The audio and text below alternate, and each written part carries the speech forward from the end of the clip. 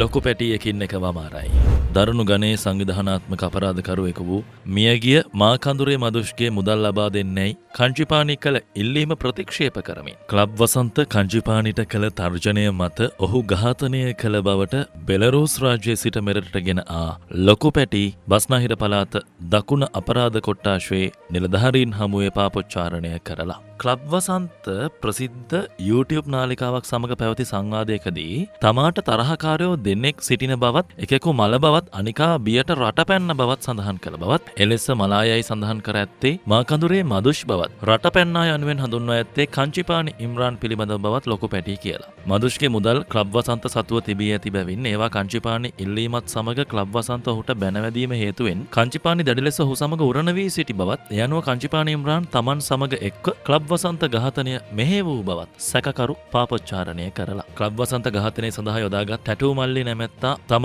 උපන් ගමේ වීම හේතුවෙන් ඔහුද ඒ සඳහා යොදාගත් බවද සැකකරු කියලා. එමෙන්ම තමන් ව්‍යාජ විදෙස් ගමන් බලපත්‍රයක් සකසාගෙන ඩුබයි රාජ්‍යයට පලා යාමෙන් පසුව රොටුඹ අමිල නම් පාතාල කල්ලි සමාජිකයා සමග බෙලරුස් බලා ගිය බවද එහිදී අත්අඩංගුවට පත් වූ බවද සැකකාර ලොකු පැටි හෙළි කරලා. ක්ලබ් වසන්ත හෙවත් සුරේන්ද්‍ර වසන්ත පෙරේරා ඇතුළු දෙදෙනෙකු ඝාතනය කිරීම, හෙරොයින් ළඟ තබා ගැනීම මෙන්ම විදෙස්ගතව සිටිමින් මෙරට ඝාතන සහ අපරාධ රැසක් මෙහෙයවීම සම්බන්ධයෙන් චෝදනා එල්ල වී සිටින ලොකු පැටි බෙලරුස් රාජ්‍යයේදී අත්අඩංගුවටගෙන ලංකාවට අරගෙන ආවා. ක්ලබ් වසන්ත ඝාතනය සම්බන්ධයෙන් පැටිට චෝදනා තිබෙන අතර සිදු වූ ටැටූ මධ්‍යස්ථානය ආරම්භ කිරීම සඳහා තමන්ට ලොකු පැටිගෙන් රුපියල් ලක්ෂ 16ක මුදලක් ලැබුණු බව හිමිකරු ඒ දිනවල පොලිසියට පාපොච්චාරණය කළා.